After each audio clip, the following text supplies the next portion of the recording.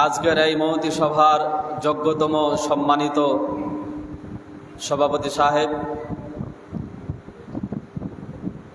ও ওলামা ইকরাম, সামনেকার বসে থাকা ইসলাম দরদি, কালেমা দরদি মুসলিম ভাই ও আব্বু,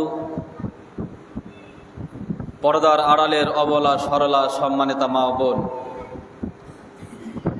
প্রশংসা মাত্রী আল্লাহ তাআলার জন্যই, যিনি আমাদেরকে তার দয়া, তার মায়া, তার প্রেম, তার ভালোবাসা, তার অনুগ্রহ অনুকম্পর মাধ্যম দিয়ে আজ পর্যন্ত সুস্থ সশরীরে জীবিত রেখে তার বিভিন্ন কর্মের সাথে জড়িয়ে রেখে তার নিয়ামতকে অনুসন্ধান অনুভব করার সুবর্ণ সুযোগ করে দিয়েছেন। সাথে সাথেই আজকে অত্যন্ত একটি গুরুত্বপূর্ণ দ্বীনি আলোচনা সভার আয়োজন করা, কাউকে বলা, কাউকে শ্রবণ করার সুবর্ণ সুযোগ করে দিয়েছেন, তাই তিনার শুকরিয়া জ্ঞাপন করি আলহামদুলিল্লাহ। অতঃপর দরুদ ও সালাম বিবর্ষিত হোক নবী মুহাম্মদ সাল্লাল্লাহু আলাইহি ওয়াসাল্লামের প্রতি। আল্লাহুম্মা সাল্লি আলাইহি, আল্লাহুম্মা বারিক আলাইহি। সম্মানিত উপস্থিতি, আমরা প্রায় আসরের সালাতের পর থেকে এখন পর্যন্ত কোরআন এবং হাদিসের আলোচনা শ্রবণ করছি, শুনে আসছি আলহামদুলিল্লাহ। আমাদের সামনে মাগরিবের সালাতের পূর্বেই ফজলাতুল শেখ আব্দুর রহমান আল আদিল মাদানী হাফিজাহুল্লাহ ওয়া তাআলা তিনি এই যুবকদের অধঃপতনের কারণ সম্পর্কে অত্যন্ত গুরুত্বপূর্ণ তাৎপর্য সম্পূর্ণ কিছু কোরআন এবং হাদিস থেকে আলোচনা করছিলেন, যা আমরা শুনলাম। সেখান থেকে আমাদের কয়েকটা বিষয় উপলব্ধি করা একান্ত প্রয়োজন আমি মনে করছি। শাইখের বক্তব্যকে আমি কয়েকটা কথা সংযোজন করে আজকে আমার বক্তব্য বিষয় উপস্থাপন করব ইনশাআল্লাহ। সেটি হচ্ছে পর্দার গুরুত্ব। শাইখ তিনি আলোচনা করছিলেন পরিচর্যা সম্পর্কে। যারা অভিভাবক বাচ্চাদেরকে পরিচর্যা করবেন কিভাবে, তাদেরকে লালন পালন প্রতিপালন কিভাবে করবেন, যদিও সংকীর্ণ সময়ের মধ্যে তিনি আহলুল হাদিস এবং উভয়কে সামনে রেখে তিনি আলোচনা করেছেন সংক্ষিপ্ত পরিসরে আলহামদুলিল্লাহ। তিনি আমাদের পশ্চিম বাংলায় মুর্শিদাবাদ, মালদায় আলহামদুলিল্লাহ দাওয়াতের কার্যক্রম সাথে সাথে দিনের খিদমতে জড়িয়ে আছেন। আমরা তার জন্য আন্তরিকভাবে বিনম্রতার সাথে আল্লাহ তাবারাক ওয়া তাআলার কাছে দোয়া করব, আল্লাহ যেন তার হায়াত দারাজ করেন এবং এই দ্বীনি খিদমতকে যেন আল্লাহ কবুল করেন। এইভাবে তিনি যেন কোরআন ও হাদিসের প্রসার ও প্রচার সার্বিকভাবে প্র্যাকটিক্যালে যেভাবে করছেন, মাদ্রাসাকে নিয়ে অন্যান্য প্রতিষ্ঠানের সাথে সংশ্লিষ্ট থেকে এবং এইভাবে মাহফিল ভিত্তিক প্র্যাকটিক্যালে তিনি দাওয়াতের কার্যকলাপ করছেন। আমরা আন্তরিকভাবে দোয়া করব আল্লাহ যেন তাকে সুস্থ রাখেন এবং এর জন্য তাকে উত্তম প্রদান করেন। সকল প্রকারের সকল অনিষ্ট থেকে যেন আল্লাহ তাকে সহ পরিবারের সকলকে নিরাপদে রাখেন, আল্লাহুম্মা আমিন। তিনি বিশেষ কয়েকটি কথা বলতে গিয়ে মূল্যবান একটা কথা তুলে ধরেছেন আপনাদেরকে, সেটা আমিও বলছি। আজকে আমাদের আফসোস লাগে যুবকদের অধঃপতন দেখে, কিন্তু এর জন্য দায়ী কে, দোষী কে? এই বিষয়টি আমাদেরকে একেবারে নিজেদেরকে মেনে নিতে হবে। এখানে যতগুলো অভিভাবক আছেন আলহামদুলিল্লাহ, আচ্ছা বলেন তো, এই প্রোগ্রামটা কি শুধুমাত্র আপনাদের জন্য ছিল? আপনারা তো আলহামদুলিল্লাহ 70 বছর, 60 বছর, 50 বছরে পদার্পণ করেছেন। আপনারা মসজিদে আসছেন, আপনারা মুখে দাড়ি রেখেছেন, টাকনোর উপরে প্যান্ট পরছেন, আপনারা ভালো কাজ করছেন, করবেনই, সময় তো শেষের দিকে, তার জন্য করছেন।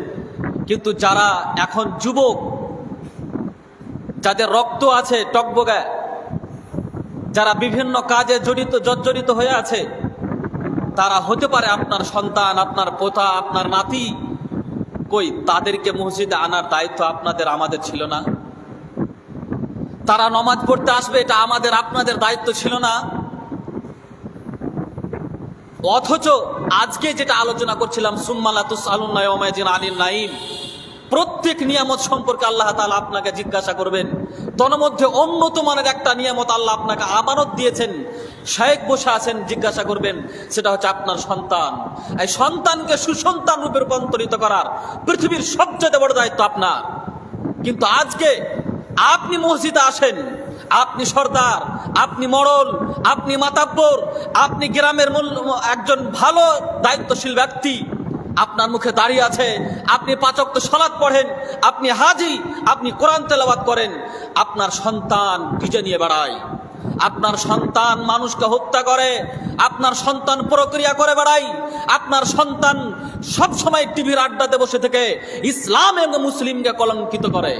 এটা আপনার দায়িত্ব ছিল না সেখান থেকে আপনার সন্তানকে ফিরিয়ে নিয়ে আসা? পৃথিবীর সবচেয়ে বড় দায়িত্ব এটা আপনাকে আল্লাহ তাআলা দিয়েছিলেন। পৃথিবীর সবচেয়ে বড় অ্যাচিভমেন্ট, আপনি আপনার সন্তানকে সুসন্তান রূপে রূপান্তরিত করবেন। কোটি টাকার কোনো মূল্য নেই আপনার কাছে, লক্ষ লক্ষ টাকার কোনো মূল্য নেই আপনার কাছে, যদি আপনার সন্তান সুসন্তান না হয়। তো কেন? বাচ্চা প্রসাব পৃথিবীর সকল প্রজাতি দিতে পারে, বাচ্চা প্রসাব সকল পৃথিবীর প্রজাতি দিতে পারে, তবে বাচ্চাকে সুসন্তান রূপে রূপান্তরিত করা, পরিসংখ্যান দেওয়া, এটা কিন্তু কোনো প্রজাতি কোনো জাতি দিতে পারে না। শুধুমাত্র পারে এই জাতি যারা যারা নামধারী মানুষ, তারা। সম্মানিত উপস্থিতি, কিন্তু আজকে বড় আফসোস হয়, বড় দুঃখ হয়, বড় বেদনা লাগে। প্রোগ্রাম হবে, বয়সপ্রাপ্ত মানুষেরা থাকবে, আজান হবে, মসজিদে বয়সপ্রাপ্ত মানুষেরা যাবে, আপনার সন্তান আসলো না কেন? কেন ঘুমাচ্ছে বাড়িতে? কেন টিভির আড্ডাতে? কেন জুয়ার আড্ডাতে? কেন তাসের আড্ডাতে? কেন অন্যান্য যারা অসামাজিক কাজে জড়িত তাদের পিছনে পিছনে? এর জবাব কে দিবে? শায়েখ আর একটা কথা তুলে ধরেছিলেন কোরআন এবং হাদিসকে সামনে রেখে, যারা অপকর্মর সাথে জর্জরিত, সমাজকে কলুষিত করেছে, তাদের সাথে সমর্থন আপনার সন্তান করে। আল্লাহ বলেছেন, ওমিনান নাস মান ইয়াসতারি লাহু ওয়াল হাদিসা আদাল্লা আমালাহুম। হ্যাঁ, অবশ্যই আমার আপনার মাঝেই এমন এক ব্যক্তিত্ব, এমন এক মানুষ, এমন এক আপনার ব্যক্তি আসবে যারা সমাজের মধ্যে বিভাজন, সমাজের মধ্যে অপকর্মতা, সমাজের মধ্যে নানা রকমের কৌশল অবলম্বন করে জাতিকে পথভ্রষ্ট করবে, যেটা বর্তমান প্রেক্ষাপটে করছে। জি, কিন্তু আজকে আমার আপনার সন্তান তাদের সাথেই বেশি। মসজিদে নাই কেন? প্রোগ্রামে নাই কেন? কেন আপনার সন্তানেরা এই প্রোগ্রাম হচ্ছে মসজিদের পাশেই, ফুটবল নিয়ে, আপনার ফ্রি ফায়ার নিয়ে, টিকটকার নিয়ে, অন্যান্য খেলায় নিমজ্জিত হয়ে তারা এখানে করে খেলা খেলছিল? কেন? কিসের জন্য? এর জবাব কি আপনি দিবেন না? এরা তো আপনারই সন্তান, এরা তো আপনারই নাতি, এরা তো আপনারই পোতা। সম্মানিত উপস্থিতি, তাই আপনি যদি আপনার সন্তানের কাছ থেকে কিছু নিতে চান, দুনিয়া তো নিতে চান, আখিরাত নিতে চান, তাহলে আপনাকে পরিকল্পনা ভালো করতে হবে, আপনাকে পরিশ্রম করতে হবে, আপনাকে প্রচেষ্টা করতে হবে, আপনাকে পরিচর্যা করতে হবে। যেইভাবে কোরআন এবং সহিহ সুন্নাহ আপনাকে অনুমোদন দিয়েছে, প্রশিক্ষণ দিয়েছেন, সেই অনুপাতে করতে হবে। তাহলে সুখ শান্তি দুনিয়া এবং আখিরাত উভয় পাবেন। নইলে বা আজকে আপনাকে যেমন বিচারের আড্ডায় যেতে হয় সন্তানের জন্য। কেন?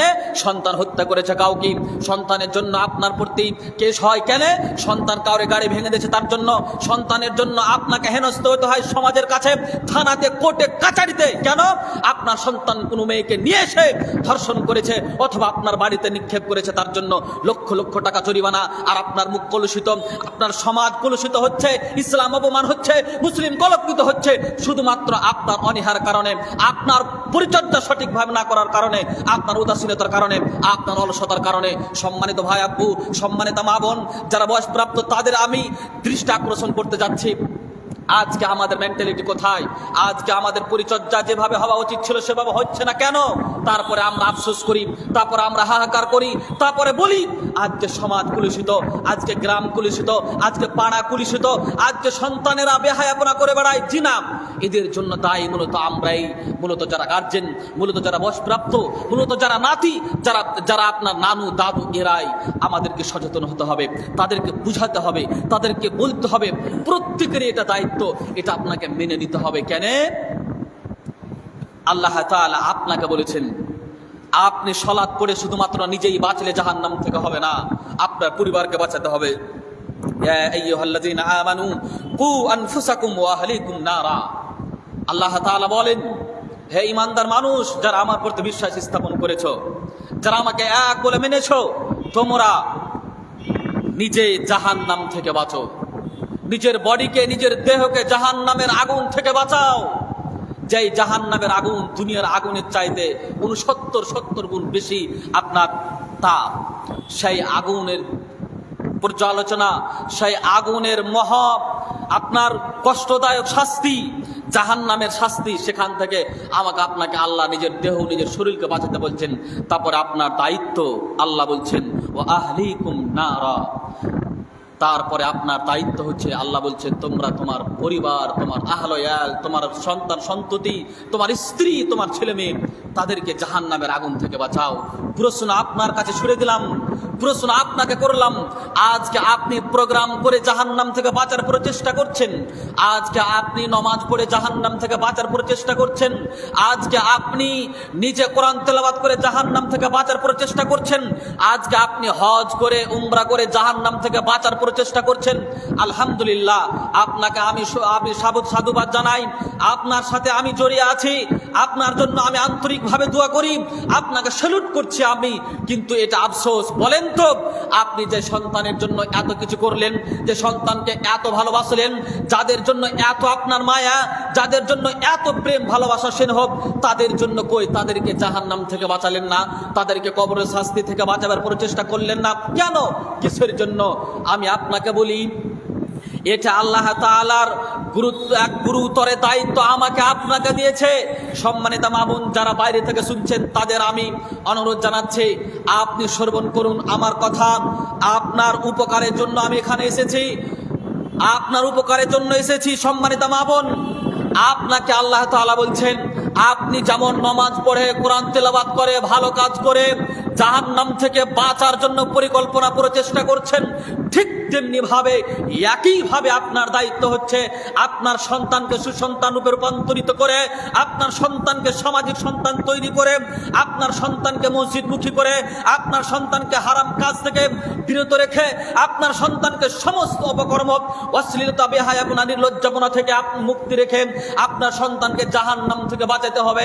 এটা আপনার জন্য দায়িত্ব, এটা আপনার কর্তব্য, এটা আপনার দায়িত্ব, এটা আপনার কর্তব্য। বলের বুকে হাত দিয়ে গজন করেছেন। মাগরিবের নামাজে আপনি এসেছেন আপনার সন্তান টিভির আড্ডাতে, মাগরিবের নামাজ মা আপনি পড়েছেন, আপনার মেয়ে টিভি দেখছে, মাগরিবের নামাজ আপনি পড়লেন, মা আপনাকে বলছি, আপনার মেয়ে এখন মালদা সিটিতে গিয়ে আপনার পার্কে ঘুরে বেড়াচ্ছে। বলেন দেখি আপনার মেয়ের জন্য আপনি কি করেছেন? যখন আপনার মেয়েটা কাউরে হাত ধরে কোন আপনার সন্তানের সাথে বেরিয়ে যায়, চলে যায়, বিয়ের আসরে বসে যায়, আর কিছু করে, তখন আপনি মাথা ঠাটান, হায় হায় তোমাকে এই জন্য মানুষ করেছিলাম, হায় হায় করে লাভ হবে না। কেন? পরিচর্যা ভালোভাবে আপনি করেননি, পরিলক্ষিতভাবে আপনি তাকে গড়ে তুলেননি। যত সাধ্য আপনার প্রয়োজন ছিল, যেভাবে তাকে মানুষ করা, যেভাবে গড়ে তোলা, যেভাবে আগলে রাখা, যেভাবে পরিচর্যা করা, সেভাবে আপনি করেননি বলেই আজকে আপনার মেয়ে 18 বছর, 20 বছর, 22 বছরের মেয়েরা আজকে আপনাকে ছেড়ে আপনার মুখে কলুষিত করে দিয়ে, আপনার মুখে লাথি মেরে দিয়ে অন্য কোন একজন পুরুষের সাথে বেরিয়ে চলে যায়। আপনার মুখ আপনার সমাজে আপনার দেখাবার মতন কোন আর অবকাশ থাকে না, কারণ আপনি দায়ী তার জন্য। আপনি পরিচর্যা ভালোভাবে করেননি, সার আপনি দেননি, ঘেরা আপনি দেননি, আপনি তাকে ভালোভাবে লালন পালন করেননি। তার জন্য এই আয়াতের পরিপ্রেক্ষিতে আপনার তাফসীর ইবনে কাসিরে মুহাদ্দিসিন ইকরাম একটা বাক্য প্রয়োগ করেছেন, ও আল্লিমু আহলিকুমুল খায়রা, পরিশুদ্ধ, অত্যন্ত গুরুত্বপূর্ণ একটি বাক্য। ও আল্লিমু আহলিকুমুল খায়র, রাসূল সাল্লাল্লাহু আলাইহি সাল্লামের ভাষার উক্তিতে, কোরআনের ভাষার উক্তিতে মুহাদ্দিসিন ইকরাম বলছেন যে আল্লাহ তাআলা আপনাকে দায়িত্ব দিয়েছেন, যেটা ও আল্লিমু, প্রশিক্ষণ দাও। কে প্রশিক্ষণ দিবে? দায়িত্বশীল অভিভাবক, গার্জেন, পিতা মাতা কি করবে? প্রশিক্ষণ দিবে। কাকে? ও আহলিকুমুল খায়রা, প্রতিটি পরিবারের সন্তান সন্ততিকে, পরিবারের মানুষদেরকে আদর্শ শিক্ষার প্রশিক্ষণ দিবে, উত্তম প্রশিক্ষণের প্রশিক্ষণ দিবে, উত্তম ভাবে চলার প্রশিক্ষণ দিবে, আদর্শ রূপে রূপান্তরিত হওয়ার প্রশিক্ষণ দিবে, সালাতের প্রশিক্ষণ দিবে, কোরআন শিক্ষার প্রশিক্ষণ দিবে, নমাজে দাঁড় হওয়ার প্রশিক্ষণ দিবে, দিবে, রাস্তাতে চলার প্রশিক্ষণ দিবে, বড়দের সম্মান করার প্রশিক্ষণ দিবে, ছোটদের স্নেহ করার প্রশিক্ষণ দিবে কে? মা এবং বাপ। এটা আল্লাহ তাবারক ওয়া তাআলা বলেছেন। কিন্তু আজকে আমরা সেই প্রশিক্ষণ না দিয়ে অসামাজিক প্রশিক্ষণ দিয়ে, অসামাজিকতার সাথে জর্জরিত করিয়ে দিয়ে যখন তারা পালিয়ে যায়, যখন তারা কাউকে ধরে নেই, যখন তারা হত্যা করে, যখন তারা অ্যাক্সিডেন্ট করে, মদ পান করে, যখন তারা কাউকে ধর্ষণ করে, তখন আমাদের মাথা ঠাটাতে হয়। মাথা ঠাটিয়ে লাভ হবে না। সম্মানিত উপস্থিতি, উদাহরণ যদি আপনাকে দিই, আপনার এলাকায়, আপনার সমাজে, আপনার গ্রামে একসাথে চাষ করতে গিয়ে কাউরি জমিতে বেশি ফসল হলো, আপনার জমিতে হয়নি, অথচ জমি এক সমানই, অথচ বীজ এক সমানই, অথচ সমস্ত কিছু একসাথে করেছেন, তারপরেও আপনার ভাইয়ের বেশি হলো, আপনার কম হলো। কেন? আপনার ভাই জমিতে চাষ করার সাথে সাথে, বীজ রোপণ করার সাথে সাথে পরিচর্যা করেছে, সার দিয়েছে, ভেড়া দিয়েছে, ছাগলকে হাঁকিয়েছে, অন্য আর কিছু পরিচর্যা করেছে বলেই তার ফসল ভালো হয়েছে, স্পষ্ট হৃষ্টপুষ্ট হয়েছে, ভালো হয়েছে। আপনি বীজ ছিটিয়ে চলে এসেছেন, তারপরে পরিচর্যা করেননি, ঘেরা দেননি, বেড়া দেননি, সার দেননি, বাতাস দেননি, কোনো ছাগলকে কোনো কিছুকে হাঁকাননি, তার জন্য আপনার ফসল হয়নি। পোকাতে খেয়েছে, ছাগলে খেয়েছে, ভেড়াতে খেয়েছে, আর এখন মাথা ঠাটিয়ে কোনো লাভ হবে না। কেন? পরিচর্যা নেই, পরিশ্রম নেই। তার জন্য আজকে বর্তমান সমাজে, মুসলিম সমাজের অধপতনের কারণ সন্তান সন্ততির এটাই যে আমরা আজকে তাদেরকে ভালোভাবে পরিলক্ষিত করিনি, পরিচর্যা করিনি। সম্মানিত মা বোন, সম্মানিত ভাই আব্বু, আপনাদের কাছে আমি আন্তরিকভাবে বিনম্রতার সাথে আহ্বান করতে চাই, আসি আমার সন্তান সন্ততিকে জাহান্নামের আগুন থেকে বাঁচাই। আসি আমরা তাদেরকে সঠিক পরামর্শ দিই, সঠিক প্রশিক্ষণ দিই, তারা যেন কোরআন এবং সহিহ সুন্নাহকে নিজের জীবনে অ্যাকসেপ্ট করতে পারে। এটা আমাদের দায়িত্ব। যেমন আমরা মনে করি আমার সন্তানের জন্য তাকে চাকরি দিতে হবে, তাকে পড়ালেখা করাতে হবে, তাকে ভালো এক জায়গাতে নিয়ে যেতে হবে, এটা যেমন আমরা জানি, এটা আমাদের দায়িত্ব। তার চাইতে বেশি জানতে হবে, তার চাইতে বেশি মনে করতে হবে, তার চাইতে বেশি আমার দায়িত্ব হচ্ছে আমার সন্তান সন্ততিকে নমাজি বানানো, আমার সন্তান সন্ততিকে কোরআন শিখানো, আমার সন্তান সন্ততিকে পর্দা শিখানো, আমার সন্তান সন্ততির মুখকে শালীন করানো। এক কথায় আমার সন্তান সন্ততিকে আদর্শে রূপে রূপান্তরিত করানো। এটা আমার গুরুতর দায়িত্ব, মূল দায়িত্ব এটাই। বাড়ি গাড়ি অন্যান্য অ্যাচিভমেন্ট দেওয়ার আগেই, কিন্তু এটা আমরা জানি না। তার জন্য আজকে দেখুন কেন আজকে যুবক সমাজ আপনার মসজিদে নাই, কেন আসেনি? আপনি বলেননি তার জন্য আসেনি, তারপর আপনি মাথা ঠাটাচ্ছেন কেন আমার আজকে সমাজ পরিবর্তন হচ্ছে না। কেন হবে? আপনি বাপ আপনার বেটাকে এখন পর্যন্ত নামাজের জন্য কোনোদিন বলেননি, অথচ রাসূল সাল্লাল্লাহু আলাইহি ওয়াসাল্লামের আদেশ 7 বছর হলে নামাজের প্রশিক্ষণ দিতে হবে, 10 বছর হলে তাকে মেরে মসজিদে নিয়ে আসতে হবে। রাসূলের আদেশ, হাদিসকে আপনি অমান্য করেছেন, তার জন্য আপনি বেনিফিট পাচ্ছেন না। দিয়ে বলছেন এই সন্তানের কাছে আমি বার্ধক্য অবস্থাতে কিছু দিব, দিয়ে যখন দায়ী না তখন খালি বিচার বসাচ্ছেন। আমার সন্তান আমাকে দেখে না কেন? দেখবে কেন? আপনার সন্তানকে গাঁজা করতে আপনি তৈরি করেছেন, আপনার সন্তানকে মদখোর আপনি করেছেন। বাধা না দিয়ে, প্রশিক্ষণ না দিয়ে, সেই মদের ভয়াবহতা সম্পর্কে আলোচনা না করে আপনার সন্তান ঢং ঢং করে বেড়াচ্ছে, সময় অপচয় করেছে, অর্থ অপচয় করেছে, আপনার জীবনকে নিয়ে খেলাধুলা করেছে, তার জীবনকে জাহান্নামের দিকে ঠেলে দিয়েছে। ফেল করে আপনি তাকিয়ে থেকেছেন, কোনোদিন কোনো কিছু বলেননি। আজকে আপনি বার্ধক্য অবস্থাতে পৌঁছে গেছেন, উপনীত হয়েছেন, আপনার সন্তান আপনাকে দেখে না, আপনার সন্তান আপনার কথা শুনে না, তখন আপনি বিচার আচার আর কোর্ট কাচারে অনেক কিছু করেন, দেখবে না। এই কথাই ঠিক। কেন? আপনার সন্তানকে আপনি দেখেননি, আজকে আপনার সন্তান আপনাকে দেখবে না। আপনার দায়িত্ব আপনি পালন করেননি, তার দায়িত্ব সে পালন করবে না। এটা দুনিয়ার নীতি। কিয়ামতের মাঠে আবার আপনার বিপক্ষে আপনার সন্তান যাবে, বাঁচার কোনো পথ নেই। আপনার বিপক্ষে আপনার সন্তান যাবে। 1 কোটি টাকা তার জন্য সংগ্রহ করেছেন, 1 কোটি টাকা। সবচাইতে দামি জায়গা মালদা প্রখণ্ডের মধ্যে আপনার সন্তানের জন্য আপনি 5 কাঠা কিনে রেখেছেন। সবচাইতে ভালো একটা ফ্ল্যাট তৈরি করেছেন, সবচাইতে দামি গাড়ি আপনার সন্তানকে আপনি দিয়েছেন, সব কিছু দিয়েছেন। তারপর আপনার সন্তান কিয়ামতের মাঠে আল্লাহর কসম আপনার বিপক্ষে যাবে। কেন? আপনার সন্তানকে নামাজের প্রশিক্ষণ দেননি তার জন্য, আপনার সন্তানকে দাড়ি ছাড়তে বলেননি তার জন্য, আপনার সন্তানকে টাকনুর উপরে প্যান্ট পরতে বলেননি তার জন্য, আপনার সন্তানকে মানুষের সাথে ভ্রাতৃত্ব স্নেহ মায়া ভালোবাসা করতে বলেননি তার জন্য, আপনার সন্তানকে আদর্শ সন্তান রূপে রূপান্তরিত করেননি তার জন্য। এত কিছু দিলেন, এত কিছু করলেন আপনার সন্তানের জন্য, তথাপি আপনার সন্তান আপনার বিপক্ষ ধারণ করবে। আমার কথা নয়, কোরআন হাদিসের কথা। সম্মানিত উপস্থিতি, তাই আমি আপনাকে বলছিলাম, আসি আমরা আমাদের নিজের দায়িত্বটাকে পালন করি। তারপরে দেখবেন আপনার সমাজে, আপনার পরিবারে, আপনার বাড়িতে, আপনার গ্রামে, আপনার এলাকায়, আপনার রাজ্যে, আপনার দেশে ইনশাআল্লাহ শান্তির বাতাবরণ বয়ে আসবে, শান্তির ধাওয়া নেমে আসবে ইনশাআল্লাহ, কোনো সন্দেহ নাই। কিন্তু আগে আমাদের প্রচেষ্টা করতে হবে, লালন পালন করার, পরিচর্যা করার সঠিকভাবে করতে হবে। আজকে প্রতিজ্ঞাবদ্ধ হন, প্রত্যেকটা অভিভাবক দায়িত্বশীল যারা আছেন সন্তানদেরকে এইভাবে তাদেরকে লালন পালন করবেন যে দায়িত্ব আল্লাহ আপনাকে দিয়েছেন।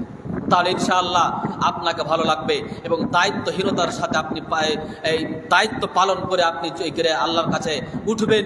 আল্লাহ আপনাকে দায়িত্ব মুক্তি হিসাবে ঘোষণা দিতে পারেন। নইলে বা দায়িত্বহীনতার সাথে যদি চলাফেরা করেন তাহলে খবর আছে কবরের মাঠে, কিয়ামতের মাঠে। অবশ্যই আজকে আমি ভাবছিলাম আলোচনা হবে পর্দার গুরুত্ব সম্পর্কে ইনশাআল্লাহ। সম্মানিত উপস্থিতি, পরিশেষে এতটুকু আপনাদের জন্য আল্লাহর কাছে দোয়া করব, প্রতিপালক আমরা এখন পর্যন্ত আমাদের নিজ দায়িত্ব, আমাদের কর্তব্য, আমাদের পালনীয় যেটা পরিচর্যা করার প্রয়োজন ছিল সেই অনুপাতে আমাদের জীবনকে এখন পর্যন্ত গড়ে তুলতে পারেনি।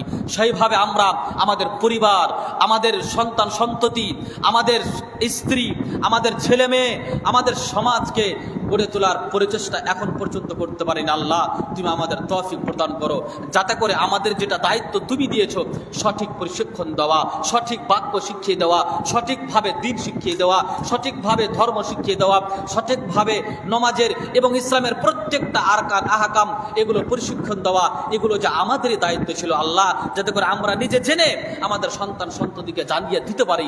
এই তৌফিক, এই ক্ষমতা প্রদান করো আল্লাহুম্মা আমিন। এবারে আসি পর্দার সম্পর্কে। পর্দা এর গুরুত্ব অত্যন্ত একটি মূল্যবান বিষয়, যা আজকে আমরা সকলেই এই বিষয় থেকে উদাসীন থাকার কারণেই, উদাসীনতার কারণেই মূলত আজকে আমরা সারা বিশ্বব্যাপী যদি দেখেন তাহলে হেনস্থ। কিসের কারণে বলেন তো? উদাসীনতার কারণে, অলসতার কারণে। আমাদের যেগুলো প্রয়োজন, যেগুলো করতে হবে সেগুলো আমরা করি না, সেগুলো আমরা মনে করি না। আমরা ভাবি দুনিয়াতে এসেছি কোনো রকম ইনকাম করব, বাড়ি করব, গাড়ি করব, খাবো, পেচ্ছা পায়খানা করব, ঘুমাবো, বাস শেষ। আর বয়স যখন 50-60 হবে তখন মসজিদে সম্পর্ক রাখবো, আসবো, যাবো, এতটুকুই। জি না, এটা জীবন নয়, এটা জীবন নয়। আমাদের জীবন হতে হবে মৌমাছির মতো, আমাদের জীবন হতে হবে মৌমাছির মতো। তাহলে আপনি ভাববেন যে না, আমার জীবন আসলেই জীবন। আসি এই পর্দা সম্পর্কে আমরা কিছু আলোচনা করি। সম্মানিত উপস্থিতি, পর্দা এটা একটি অত্যন্ত ইম্পর্টেন্ট বিষয়। এই পর্দা শুধু কি মেয়েদের জন্য নাকি আমাদের জন্য বলেন তো? আমাদের জন্যও। আমাদেরকেও আল্লাহ তাআলা পর্দার আদেশ করেছেন, আল্লাহ তাআলা আমাদেরকে পর্দা করতে বলেছেন। সম্মানিত উপস্থিতি, তাই আজকে আমরা দুঃখ লাগে ওই সব ব্যক্তিদেরকে দেখে যাদের পরিবারের অনেক কচিকাঁচা মেয়ে, পোতা নাতনি পতিন তারা বাড়িতে আছে, বৌমা আছে, স্ত্রী আছে, পোতা পত্নী আছে, ছেলে আছে, সকলের সামনে অর্ধনগ্ন পোশাক পরিধান করে উলঙ্গ অবস্থাতে থেকে তার চাড্ডি পর্যন্ত দেখিয়ে, তার গাঞ্জি খুলে দিয়ে শরীরের সম্পূর্ণ কিছু অঙ্গ প্রত্যঙ্গ দেখিয়ে দেয়। আর সে নিজেকে মুসাল্লি, মুরব্বি, ভালো একজন মানুষ নিজেকে দাবি করে। এর জন্য একে আফসোস লাগে। এ শুধুমাত্র ভেবেছিল যে মহিলার জন্য পর্দা বৈধ, আমার জন্য মনে হয় নয়। জি না, পর্দা আগে আপনাকে করতে হবে, পর্দা আগে আপনাকে করতে হবে। সম্মানিত উপস্থিতি, আল্লাহ তাআলা আপনাকে পর্দা করার আদেশ করেছেন। قل للمؤمنين يغضوا من أبصارهم ويحفظوا فروجهم ذلك أزكى لهم إن الله خبير بما يصنعون। আল্লাহ তাআলা মুমিন পুরুষদেরকে বললেন, মুমিন পুরুষদেরকে বলো, মুহাম্মদ সাল্লাল্লাহু আলাইহি ওয়াসাল্লামকে বলছেন তুমি বলে দাও মুমিন পুরুষদেরকে, যারা ঈমানদার, যারা মুমিন, তাদেরকে বলো তারা যেন তাদের দৃষ্টিকে সংযুক্ত করে নেই, তারা যেন তাদের চোখমণ্ডলকে নিচু করে নেই, তারা যেন ওপর দিকে তাকিয়ে না চলে। মেয়ের দিকে তাকিয়ে না চলে, সমাজের বহু মানুষের দিকে তাকিয়ে না চলে, এটা আল্লাহ তাআলা বললেন তাদের দৃষ্টিকে সংযুক্ত রাখে এবং তাদের যৌনাঙ্গকে হেফাজত করে। ওয়া ইয়াহফুজু ফুরুজাহুম, তারা যেন নিজের যৌনাঙ্গকে হেফাজত করে। আমি আপনাকে কি দিয়ে বুঝাই? যালিকা আযকা লাহুম ইন্নাল্লাহা খাবিরুম বিমা ইয়াসনাউন, এটি তাদের জন্য উত্তম, ওরা যা করে।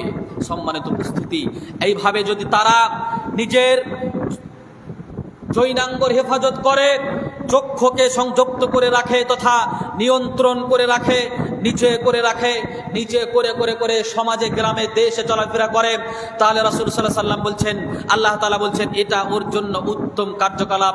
তাহলে তার দ্বারাতে কি হবে উত্তম কার্যকলাপ? মানে চোখ যদি নিচে করে রাখে, চোখের জেনা হবে না। আর যদি নিজের যৌনাঙ্গকে হেফাজত করে, তাহলে আপনার কি হবে না? সমকামিতা হবে না, জেনা ব্যভিচার হবে না, অন্যান্য অবৈধ অপকর্ম হবে না। এই জন্য আল্লাহ তাআলা প্রথমে মুমিনদেরকে বললেন, পুরুষদেরকে বললেন, মুমিন যারা পুরুষ তাদেরকে আল্লাহ তাআলা প্রথমে বলছেন যে তোমরা তোমাদের চোখকে নিচে করে রাখো, যৌনাঙ্গকে হেফাজত করো। কেন? প্রত্যেক যা কিছু করো, যা কিছু ভাবো, সমস্ত কিছু আল্লাহ তাআলা খবর রাখেন, দেখেন। সম্মানিত উপস্থিতি, এই অত্র আয়াত কি প্রমাণ করছে? তার মানে পুরুষদেরকে আল্লাহ তাআলা আগে বললেন যে তুমি তোমার চোখ সংযুক্ত রাখো, মানে তুমি রাস্তাতে যখন চলো এদিকে ওদিকে তাকিয়ে তাকিয়ে চলো না। কিন্তু আজকে আফসোস, আজকে দেখে যে আমরা একজন মেয়েকে যদি দেখতে পাই অর্ধনগ্ন পোশাক পরিধান করে আছে, তাহলে তার দিকে আমরা তাকিয়ে থেকেই যাই। একজন মেয়েকে যদি আমরা দেখতে পাই যে আপনার পোশাক তো পরে আছে কিন্তু আপনার ভালোভাবে পোশাক পরে নেই, তার দিকে তাকিয়ে থেকেই যায়। কিন্তু এটা আমাদের জন্য বৈধ নয়, এটা আমাদের জন্য হারাম। আল্লাহ তাআলা রাসূল সাল্লাল্লাহু আলাইহি সাল্লাম বলছেন, লা তুতবি'ইন নাজরান নাজরা ফাইনাল উলা লাকা ওয়া লাইসাত লাকাল আখির। রাসূল সাল্লাল্লাহু আলাইহি সাল্লাম বলেছেন, কোন নারীর উপরে তোমাদের দৃষ্টি যদি প্রথমবার পড়ে যায়, তাহলে তোমরা দৃষ্টি পড়ার সাথে সাথেই নিচু করে নাও, দ্বিতীয়বার আর দৃষ্টি করো না। কেন? দ্বিতীয়বার দৃষ্টিটাই হতে পারে শয়তানের পরিকল্প। সম্মানিত উপস্থিতি, এখানেই চোখের জেনা হয়ে যাবে, এখানে চোখের ব্যভিচার হবে, এখানেই চোখ দিয়ে দেখে হৃদয়ের মধ্যে একটা পরিকম্পন জন্মগ্রহণ করবে, তাকে নিয়ে ভাবনা আপনার সজ্জিত হবে, এখানে অন্তরে জাগ্রত হবে এবং হৃদয়ের পর্যন্ত ব্যভিচার জেনা হবে, চোখের সাথে সাথে হৃদয়ের জেনা হবে।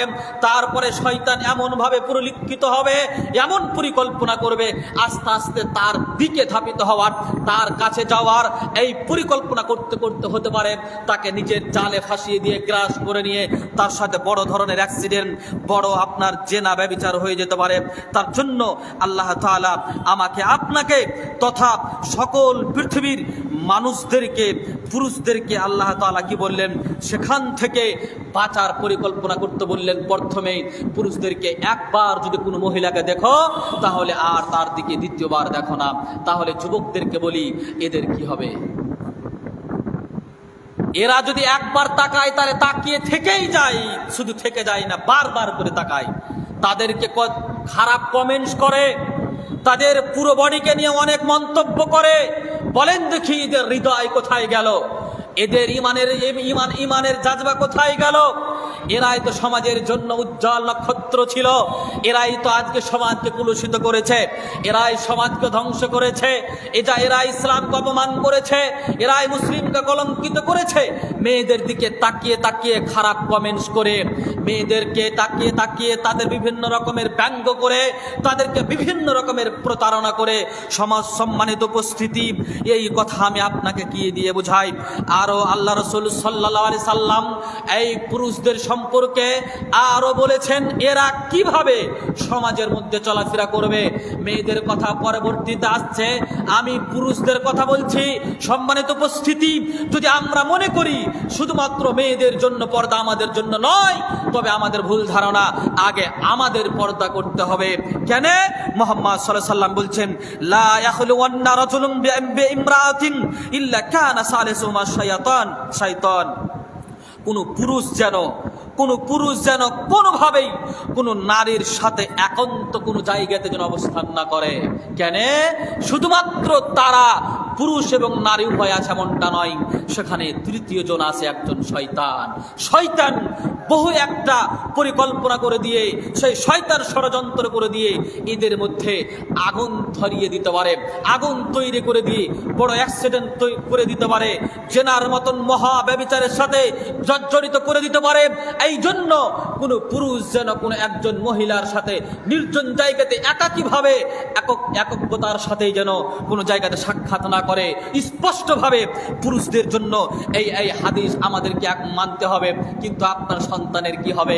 যে সন্তান ইউনিভার্সিটি গেছে, কলেজ গেছে, আপনি তো হাজী সাহেব, আপনি তো মুরব্বী সাহেব, আপনি তো গ্রামের ভালো মান্যগণ্য একজন মানুষ, আপনার সন্তান কলেজে গিয়ে আপনার সন্তান তার বান্ধবীকে গিয়ে ডেকে পার্কে ঘুরে কত জায়গাতে যায়, বাইকে নিয়ে যায়, প্রাইভেট গাড়িতে নিয়ে যায়, আপনার হোটেলে যায়, হোস্টেলে যায়, কত জায়গাতে গিয়ে কত কি করে আল্লাহ আলাম, সেই কথা বলছি না। তবে বলেন এর কি হবে? রাসূল সাল্লাল্লাহু আলাইহি সাল্লাম তো তাদের সাথে আপনার একসাথে মিলতে পর্যন্ত নিষেধ করেছেন। আমি আপনাকে কি দিয়ে বুঝাই? সবচাইতে জঘন্যতম আর একটি অপরাধ আমাদের সমাজে চলে পুরুষদেরকে নিয়ে।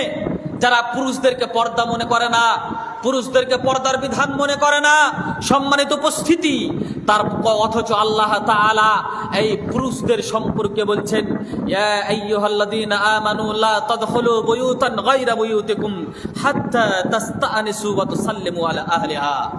এই পৃথিবীর ঈমানদার মানুষ যারা আমার প্রতি বিশ্বাস স্থাপন রেখেছ, তোমরা অতক্ষণ পর্যন্ত কোনো ঘরে, কোনো বাড়িতে প্রবেশ করো না যতক্ষণ পর্যন্ত না সেই ঘরে, সেই বাড়ি থেকে তুমি অনুমতি নিচ্ছ।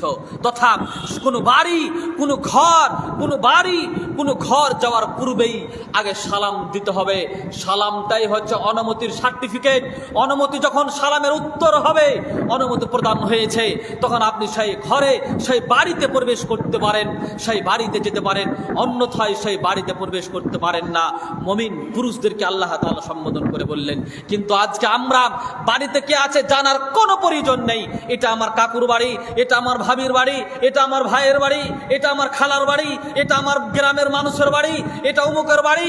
বাড়িতে কোনো আপনার কথা না বলেই এমনিতেই ঢুকে গেলাম, কেউ হাত দিয়ে ঢুকলাম, প্রবেশ করলাম, কেউ অন্য কোনো কথা বলে প্রবেশ করলাম। কিন্তু না, ইসলামের বিধান হচ্ছে আল্লাহ তাআলা বললেন তুমি সালাম দাও, আসসালামু আলাইকুম ওয়া রাহমাতুল্লাহ। সালামের জবাব যতক্ষণ পর্যন্ত না এসেছে, 3 বার সালাম পর্যন্ত দেন, সালামের জবাব না আসা পর্যন্ত সে বাড়িতে প্রবেশ করতে পারেন না। জবাব আসেননি, অনুমতি আপনার হয়নি, জবাব আসেনি, অনুমতি হয়নি, বাড়ি থেকে আপনি বেরিয়ে চলে যান। হতে পারে বাড়িতে পুরুষ নেই, হতে পারে বাড়িতে মহিলা আছে, হতে পারে বাড়িতে পুরুষ নেই, হতে পারে বাড়িতে মহিলা আছে, মহিলা আপনি একাই আছে, তার জন্য সালামের অনুমতি দেয়নি, তাই আপনিও বাড়িতে প্রবেশ করতে পারেন না। পুরুষদেরকে আল্লাহ তাআলা বললেন। কিন্তু আজকে আমরা সেগুলো মানি না। শুধু তাই নয়, সবচাইতে জঘন্যতম আর একটি পরিকল্পনা আমাদের সমাজে চলে, আমাদের পরিবারে চলে, প্রত্যেক ফ্যামিলিতে বেশিরভাগ চলে, যেটা আমরা কোনোভাবেই এটা হারাম অথবা এখানেই বড় অ্যাক্সিডেন্ট ঘটে যেতে পারে এটা আমরা মনে করি না। যেটা হচ্ছে আমাদের জামাই এবং আমাদের এই মেয়েদের দেওরকে নিয়ে, যে জামাইকে নিয়ে এটা আমরা কখনোই ভাবিনি যে এই জামাইয়ের মাধ্যম দিয়ে আমার বাড়িতে বড় অ্যাক্সিডেন্ট হয়ে যেতে পারে। তথা বহুনুর কথা বলছি, দেওর ভাবির কথা। মারাত্মক পৃথিবীতে আপনি যদি এই পরিচর্যা করে দেখেন, যদি আপনি আলোচনা করে দেখেন, অনুসন্ধান যদি করেন, তাহলে অনুভব করবেন 100%-র মধ্যে 70% ব্যভিচার এই দেওর এবং এই বহুনু তথা জামাইয়ের সাথে হচ্ছে। 70% যদি আপনি মানে গণনা করে দেখেন তো। কিন্তু আজকে এটা আমরা কোনোভাবে পাপ মনে করিনি। কিন্তু না, এখান থেকে আপনাকে পর্দা করতে হবে, এখান থেকে আপনার ফ্যামিলির, আপনার বৌমাকে, আপনার মেয়েকে বাঁচিয়ে রাখতে হবে। আপনি শুনুন হাদিস, রাসূল সাল্লাল্লাহু আলাইহি সাল্লাম বলছেন, ইয়াকুম ওয়াদ-দুখুল আলান নিসা ফাকালা রাজুলুন মিনাল আনসার ইয়া রাসূলুল্লাহি আফারাআইতাল হামওয়া ক্বালাল হামুল মাউত। রাসূল সাল্লাল্লাহু আলাইহি সাল্লাম বলছেন, তোমরা নারীদের কাছে প্রবেশ করা থেকে বিরত হও, পুরুষদেরকে বলছেন, তোমরা কোনো বাড়িতে, যেই বাড়িতে নারী আছে শুধু, বাড়িতে মহিলা আছে শুধু, যেই বাড়িতে পুরুষ নেই, সেখান থেকে বাঁচার তুমি পরিকল্পনা করো, সেখান থেকে বেঁচে থাকো। রাসূল সাল্লাল্লাহু আলাইহি ওয়াসাল্লাম এই কথা বলা মাত্রই একজন সাহাবী, আনসারী সাহাবী জিজ্ঞাসা করলেন, হে আল্লাহর রাসূল সাল্লাল্লাহু আলাইহি ওয়াসাল্লাম, দেবরের বিষয় আপনি কি বলেন? ক্বালাল হামুল হাম, ক্বালাল হামওয়া, রাসূল সাল্লাল্লাহু আলাইহি ওয়াসাল্লামকে বললেন, দেওর সম্পর্কে আপনি কি বলেন? রাসূল সাল্লাল্লাহু আলাইহি ওয়াসাল্লাম বলছেন, ক্বালাল হামুল মাউত, আরে দেবর হলো মৃত্যুর সমতুল্য। যেমন মৃত্যু থেকে মানুষ নিজেকে নিয়ন্ত্রণ করতে চায়, নিজেকে সংরক্ষণ করতে চায়, নিজেকে বাঁচাতে চায়, মরণের কাছে নিজের জীবনকে কেউ ঠেলে দিতে রাজি নয়, ঠিক তেমনি ভাবে তুমি কি করো? তুমি দেওর থেকে বাঁচো। মহিলাকে বলছে, সম্মানিত ভাই আব্বু, সম্মানিতা মা বোন, বহনু থেকে বাঁচতে হবে, দেওর থেকে বাঁচতে হবে। হাদিসের ভাষা, আমার কথা নয়। কিন্তু আজকে দেখেন, আজকে সবচাইতে বেশি ক্লোজ ভাবে যারা চলাফেরা করে এদের সাথেই। জি, কেন? এরা তো ভাবে এটা তো আমার দেওর, এটা আমার ভাসুর, এটা আমার জামাইদা, দুলাভাই, বহনু। এর সাথে আবার আমার বাপও কিছু বলবে না, মাও কিছু বলবে না, দিদিও বলবে না, ভাইও বলবে না। এর সাথে যেই মনতেই যেমন তেমন যা কিছু করতে পারি। আরে ঘরের ভিতরে যদি শত্রু থাকে, বাড়ি ধ্বংস সুনিশ্চিত হবেই। অনুরূপভাবে এইটাকে আপনাকে মারাত্মক, ধ্বংসাত্মক, বিষাক্ত সাপের মতন আপনাকে মনে করতে হবে। আপনার মেয়েকে বলতে হবে, মেয়ে, কখনোই কোনোভাবেই তুমি দেওরের সাথে, ভাসুরের সাথে সম্পর্ক রাখতে যেও না। আপনার বাড়িতে বলতে হবে আপনার বৌমাকে, আপনার মেয়ে, আপনার মেয়ে আছে, আপনার মেয়েকে বলতে হবে, মেয়ে, তোমার দুলাভাই বাড়িতে আসবে, তার সাথে কোন সম্পর্ক তোমার থাকবে না। কিন্তু মেয়ে তো দুলাভাই, জামাইদা, আরে ওর সাথে একা গল্প করলো তো কি হলো? ওই যে কেউ বলে না যে একটার সাথে আর একটা ফ্রি। নাউজুবিল্লাহ, আল্লাহ মুস্তাআন। এইসব বিষয় থেকে আমাকে আপনাকে বিরত থাকতে হবে। সম্মানিত উপস্থিতি, এইভাবে আজকে পুরুষেরা নিজেকে নিয়ন্ত্রণ, সংযত না রাখার কারণে, চোখকে সংযত না রাখার কারণে, কোরআন এবং হাদিসকে না মানার কারণে, মূলত তারা নিজেরাই পর্দা না করার কারণে আজকে সমাজে বেহায়াপনা, নির্লজ্জাপনা, অপকর্মতা, অশ্লীলতা, বেহায়াপনা একেবারে জর্জরিত হয়ে গেছে। তাহলে পর্দা আগে পুরুষকে করতে হবে, পর্দা পুরুষকে করতে হবে, চোখকে পর্দা করতে হবে, যৌনাঙ্গকে পর্দা করতে হবে, শরীরকে পর্দা করতে হবে। সম্মানিত উপস্থিতি, আপনি যেভাবে গড়ে উঠবেন, পরিবার সেইভাবে গড়ে উঠবে। অতএব পরিবারকে লজ্জাশীল যদি হতে দেন, পরিবারকে যদি আপনি সহনশীল হতে দেন, পরিবারকে যদি আপনি সহযোগিতা করেন, আপনার মানবিক দৃষ্টান্তর দিকে আসা, তার মধ্যে লজ্জা, হায়া, শরম একে সম্পৃক্ত করা, তাহলে আগে আপনাকে লজ্জাশীল হতে হবে, আগে আপনাকে সংরক্ষণ বডিকে করতে হবে। বউ আছে, জামাই আছে, পোতা পত্নী আছে, পরিবারের ছেলে আছে, আর স্ত্রী আছে, অন্য কেউ আছে, তাদের সামনে চাড্ডি পরে থাকা যাবে না, অর্ধনগ্ন পোশাক পরে থাকা যাবে না, গামছা পরে থাকা যাবে না, নেংটি মেরে থাকা যাবে না। জি, শুধুমাত্র একটা আপনার এই সেন্ডো গাঞ্জি পরে থাকা যাবে না। কেন? আপনার পুতিন, আপনার নাতিন, আপনার এই বৌমা, তারা দেখে আপনাকে লজ্জাবোধ করে। তারা আজকে আপনাকে দেখে যদি না শিখে, আপনার সন্তান, আপনার পোতা, আপনার নাতি, এরা যদি আপনাকে শালীনতা না দেখে, আপনাকে ভদ্রতা না দেখে, আপনাকে বিনয়তা না দেখে, আপনাকে কমলতা না দেখে, আপনার শরীর যদি আবৃত্তি না দেখে, তাহলে তারাও অর্ধনগ্ন হবে, তারা উলঙ্গ হবে, তারা সমাজের মধ্যে বেহায়াপনা আরো আপনার অবিরাম ছড়িয়ে দিবে। অতএব আপনি সুরক্ষিত নিজ হন, আপনি আপনার মান সম্মান, আপনার মর্যাদা, আপনার ভ্যালুয়েশন, আপনার অন্যান্য কিছুকে অব্যাহত রাখুন। ইনশাআল্লাহ পরিবারে ভ্রাতৃত্ব, পরিবারে ভালোবাসা, পরিবারে সচ্ছলতা, পরিবারে আপনার এই হায়া, লাজ, লজ্জা ইনশাআল্লাহ ফিরে আসবে। কেননা লজ্জা ইমানের অর্ধেক অগ্ন। এক লজ্জা যদি চলে যায়, ইমান এমনিতে চলে যাবে। জি, রফি আহাদুহুমা ওয়া রফি আল আখার, রাসূল সাল্লাল্লাহু আলাইহি ওয়াসাল্লাম বলছেন, যদি হায়া এবং লজ্জা এবং ইমান একসাথে অবস্থান করেছে, একটা যদি চলে যায় আর একটা এমনিতে চলে যাবে। লজ্জা যদি চলে যায়, ইমান চলে যাবে। ইমান যদি না থাকে, লজ্জা থাকবে না। অতএব আপনার লজ্জা আছে কিনা? লজ্জা মানে বাড়িতে বৌমা আছে, বাড়িতে আপনার পত্নী আছে, বাড়িতে নাতনি আছে, বাড়িতে পোতা আছে, ছেলে আছে, এদের সামনে আমার শরীরকে আবৃত্তি রাখতে হবে, শালীন পোশাক পরতে হবে, বড় জামা পরে থাকতে হবে, আমার শরীর, দেহ, বডিকে ঢেকে রাখতে হবে। এটা ছিল লজ্জা। এটা ছিল শালীন, এটা ছিল ভদ্র, এটা ছিল বিনয়, এটা ছিল নম্র, এটা ছিল কমল। অতএব এটা আমাকে আপনাকে আগে হতে হবে, তারপরে সুনিশ্চিত আমার সন্তান, আমার ভবিষ্যৎ পরিজন্ম, আমার আকাবির, আমার পরিবারের মানুষ তারাও শালীনতার সাথে গড়ে উঠবে ইনশাআল্লাহ, এতে কোনো সন্দেহ নাই। তার মানে বুঝতে পারলাম আমরা স্পষ্টভাবে প্রথমে আগে আল্লাহ তাআলা আমাদেরকে পর্দা করার কথা বললেন। জৈনাঙ্গ পর্দার সাথে সাথে শরীর পর্দা এবং আপনার এই চোখ পর্দা, প্রত্যেকটা বিধিবিধান আমাদেরকে পর্দা আগে করতে হবে, আল্লাহ তাআলার বিধান। অতএব আমরা আল্লাহ তাআলার কাছে দোয়া করব, হে প্রতিপালক, তুমি আমাদেরকে পর্দা করার তৌফিক প্রদান করো, যাতে করে আমরা পর্দা করে নিজের জীবনকে সুন্দরভাবে গড়ে তুলতে পারি। হে আল্লাহ, আমরা বিভিন্ন পাপ থেকে নিজে বেঁচে আমাদের পরিবার, আমাদের আহলয়াল, আমাদের সন্তান সন্ততি, এদের সকলকেই বাঁচাতে পারি। এই তুমি বুঝ, এই তুমি তৌফিক প্রদান করো, আল্লাহুম্মা আমিন। এবারে আসি সম্মানিত মা বোন, সম্মানিত ভাই আব্বু, এই মেয়েদের পর্দাকে নিয়ে। এটা একটা অত্যন্ত গুরুত্বপূর্ণ বিষয় আমার আপনার জন্য। কেন এই মেয়ে পর্দা, ভালোভাবে শুনবেন, এটি খুবই একটি গুরুত্বপূর্ণ। তার কারণ এই মেয়ে শুধু মেয়ে নয়, এই মেয়ে মা, এই মেয়ে বোন, এই মেয়ে স্ত্রী, এই মেয়ে সন্তান তৈরি করার কারিগর, এই মেয়ে ইসলামকে প্রচার করার উন্নত মানের একটা বৈশিষ্ট্য রাখে। কেননা আমার পেট থেকে কোনো মানুষ জন্ম নিবে না, মেয়ের পেট থেকেই হবে, মায়ের পেট থেকেই হবে, বউয়ের পেট থেকেই হবে, স্ত্রীর পেট থেকেই হবে।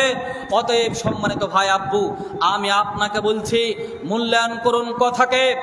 আপনি আজ থেকেই আপনি একটা এই দায়িত্বশীল অভিভাবক হয়ে, গার্জেন হয়ে পদক্ষেপ গ্রহণ করুন। আজকে বক্তব্য শুনে এই নিজের জীবনে কথাগুলোকে মূল্যায়ন করবে, আমল করবে, ইনশাআল্লাহ দেখবেন আপনার পরিবারে ভ্রাতৃত্ব, শালীনতা, ভদ্রতা, লজ্জাশীলতা এবং আল্লাহর দয়া, প্রেম, ভালোবাসা ইনশাআল্লাহ বর্ষিত হবে, এত কোনো সন্দেহ নাই। আপনার মেয়েকে সংরক্ষণ করতে হবে পর্দার মাধ্যম দিয়ে। এখানে ইনি বাচ্চা প্রসব করার উন্নত মানের কারিগর। এর মাধ্যম দিয়েই বাচ্চা প্রসব হবে। এর পেট থেকে সালাহউদ্দিন আইয়ুবী তৈরি হবে, এর পেট থেকে এপিজে আব্দুল কালাম তৈরি হবে, এর পেট থেকে ডাক্তার জাকির নায়কের মতো সন্তান ভূমিষ্ঠ হবে, এর পেট থেকে আব্দুর রাজ্জাকের মতো সন্তান ভূমিষ্ঠ হবে, এর পেট থেকে আপনাদের মূল্যবান সুসন্তান শেখ আব্দুর রহমান আল আদিন মাদানী হাফিজাহুল্লাহ ওয়াতাউল্লাহর মতো সন্তান তৈরি হবে। এর পেট থেকেই মূলত বড় বড় আপনার যোদ্ধা তৈরি হবে, যে আপনার পরিবার, দেশ, সমস্ত কিছুকে শাসন করবে। অতএব একে আপনাকে সেফটি রাখতে হবে, একে সংরক্ষণ করতে হবে, একে আগলে রাখতে হবে। আল্লাহ রাসূল সাল্লাল্লাহু আলাইহি সাল্লাম পৃথিবীতে যা কিছু রয়েছে সব চাইতে বেশি মূল্যবান যাকে প্রাধান্য দিয়েছেন এবং সবচাইতে দামি সম্পদ বলে আখ্যায়িত করেছেন, তার নাম আল মারাতুস সালেহা, নেককার স্ত্রী, নেককার মা, নেককার বোন। মুহাম্মদ সাল্লাল্লাহু আলাইহি সাল্লাম 1450 বছর পূর্বে বলে গেলেন। রাসূল সাল্লাল্লাহু আলাইহি সাল্লাম বলেছেন, দুনিয়াতে এবং আখিরাতে যা কিছু রয়েছেন সমস্ত কিছুই হচ্ছে সম্পদ। আল মাতাও খায়রু মাতাই দুনিয়া আল মারাতুস সালেহা, এবং এই সম্পদের মধ্যে সবচেয়ে উত্তম সম্পদ, উত্তম প্রোডাক্ট হচ্ছে আল্লাহ তাআলার কাছে নেককার স্ত্রী, নেককার মেয়ে, নেককার বোন, নেককার মা। সম্মানিত উপস্থিতি, আমি আপনাকে কি দিয়ে বুঝাই এই বাক্য? এই বাক্য এত জটিল, এত কঠিন, এত মাহাত্ম্য তাৎপর্য সম্পূর্ণ যা আমি আপনাকে বুঝাতে পারছি না। কিন্তু আজকে আফসোসের কথা, এই মা, এই মেয়ে, এই স্ত্রী, এই বোনেরা আজকে প্রোডাক্ট হয়ে গেছে, আজকে তারা পণ্য হয়ে গেছে, আজকে তারা কাউরি খোরাক হয়ে গেছে, আজকে তারা কাউরি অন্তরের, আপনার হৃদয়ের একটা সামান্যতম একটা অস্ত্র হয়ে গেছে। এটা আফসোস লাগে। রাসূল সাল্লাল্লাহু আলাইহি সাল্লাম বললেন, বুর্জ খলিফা আপনার দুবাইয়ের মধ্যে রয়েছে, যত কোটি কোটি মিলিয়ন টাকা, তার চাইতে বেশি দামি আপনার স্ত্রী, যদি সে পর্দাশীল হয়, যদি সে ধার্মিক হয়। শাহরুখ খানের বাড়ি জান্নাত, জান্নাত আপনার কি বলে জান্নাত মান্ডাল না কি নাম আছে, মুকেশ আম্বানির বাড়ি যত দাম আছে তার চাইতে অধিক প্রিয় যত হীরামণি মুক্তা, যত সম্পদ দুনিয়াতে রয়েছে এবং দুনিয়ার মধ্যস্থলে রয়েছে, সমস্ত সম্পদ, সমস্ত হীরামণি মুক্তা, সমস্ত অন্যান্য প্রোডাক্টের চাইতে সবচাইতে বেশি দামি, সবচাইতে বেশি দামি আপনার মেয়ে, আপনার মা, আপনার স্ত্রী, আপনার বোন, সে যদি আপনার ধার্মিক হয়, সালেহ হয়, ভালো হয়তো রাসূল সাল্লাল্লাহু আলাইহি ওয়াসাল্লাম বললেন। আর এই প্রোডাক্টটাকে, এই সম্পদটাকে আমরা এমনিতে বিলীন করে দিই। সম্মানিত উপস্থিতি, না, একে সংরক্ষণ করতে হবে। এই দায়িত্ব আমার আপনার, একে ধারণ করে রাখতে হবে, একে আগলে রাখতে হবে। জি, একে যদি আগলে না রাখি, একে যদি ধারণ করে না রাখি, তাহলে ফুটে যাবে, তাহলে ছাগলে খাবে, তাহলে আপনার কোনো মানুষে খেয়ে ছিঁড়ে ফেলবে।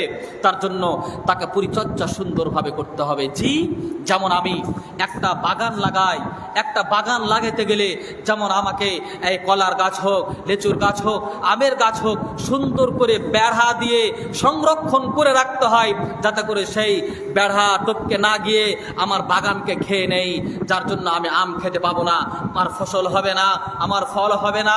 এই জন্য অনেক কষ্ট করে আমি আমার বাগানকে সংরক্ষণ করে রাখি। এটা যেমন আমি দায়িত্ব পালন মনে করি, ঠিক তার চাইতে অধিক পরিমাণে দায়িত্ব আমার মেয়ে, আমার স্ত্রী, আমার মা, আমার বোনকে সংরক্ষণ করে রাখতে হবে। কেন?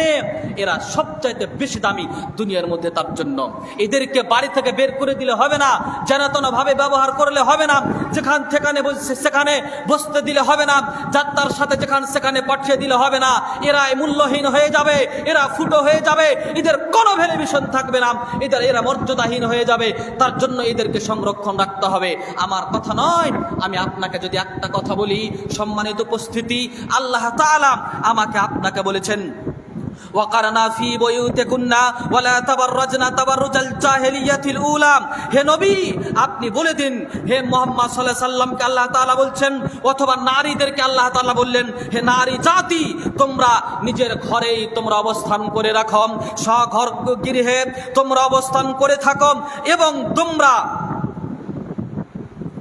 জাহেলি যুগের মতো, অসভ্যতা যুগের মতো, বর্বরতা যুগের মতো বা যুগের নারীদের মতো তোমরা বাড়ি থেকে বেরিয়ে যেও না। পর্দাহীনতার সাথে তোমরা বাড়ি থেকে বেরিয়ে যেও না। নিজের দেহকে, নিজের বডিকে মানুষের সামনে বিলীন করে দিয়ে, প্রকাশ্য করে দিয়ে বাড়ি থেকে তোমরা বের হইও না। একেবারে বের হওয়া থেকে আল্লাহ তাআলা কি করলেন? বাধা দিয়ে দিলেন এই নারী জাতিকে। আল্লাহ বাড়িতেই থাকতে বললেন, বাড়ি থেকে একেবারে টোটালেই পরিজন ছাড়া বের হতে নিষেধ করলেন। আমার কথা নয়, মহান আল্লাহ তাআলা বললেন। কেন? নারী দামি জাতি, নারী দামি জাতি, তার জন্য তাকে সুরক্ষিত রাখতে হবে। জি, আমরা জানি হীরা মণি মুক্তা একজন দামি সম্পদ, তার জন্য সে মানুষের গলায় থাকে, তার জন্য সে মানুষের নাকে থাকে, মানুষের কানে থাকে। শুধু তাই নয়, তাকে যদি খুলে রাখতে হয় তাহলে ডিব্বার মধ্যে রাখে, তারপরে তাকে আলমারিতে রাখে, আলমারির মধ্যে আরেকটি শোকেস থাকে, তার ভিতরে রাখে। কেন? এর মূল্য আমার কাছে অনেক, কোটি কোটি টাকা, লক্ষ লক্ষ টাকা। যেমন আমার কাছে সোনার মূল্য, তার চাইতে বেশি মূল্য, তার চাইতে বেশি দামি, তার চাইতে বেশি সংরক্ষণ, তার চাইতে বেশি সুরক্ষিত সেফটি আমার মাকে রাখতে হবে, আমার বোনকে রাখতে হবে, আমার স্ত্রীকে রাখতে হবে, আমার মেয়েকে রাখতে হবে। একে বাড়ি থেকে পর্দা ছাড়া, গা ঢাকা ছাড়া, অর্ধনগ্ন পোশাক পরে বের করা যাবে না। গেলেই ফুটো হয়ে যাবে। যেমন সোনা যদি রাস্তাতে পড়ে থাকে, যেইটাই চুরি করে নিবে, যে কোনো ছেলে, যে কোনো মেয়ে নিয়ে চলে যাবে। কেন? সোনার মূল্য সবাই জানে, অনুরূপ মেয়ের মূল্য সবাই জানে। এর অনেক মর্যাদা, তার জন্য একে খাওয়ার জন্য, ভক্ষণ করার জন্য, এর সাথে খারাপ আচরণ করার জন্য সকলেই ফ্যাল করে তাকিয়ে থাকে। সম্মানিত মা বোন, সম্মানিত ভাই আব্বু, সম্মানিত উপস্থিতি, আমি আপনাকে কি দিয়ে বুঝাই? একে আপনাকে সেফটি রাখতে হবে, নইলে এর পেট থেকে সুসন্তানের আশা করা যাবে না।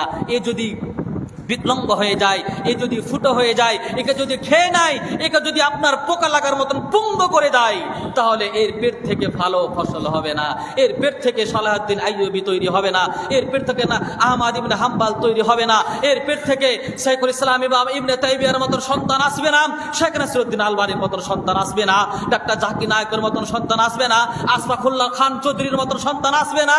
তার জন্য আমি আপনাকে বলছি, একে সংরক্ষণ আগে করতে হবে।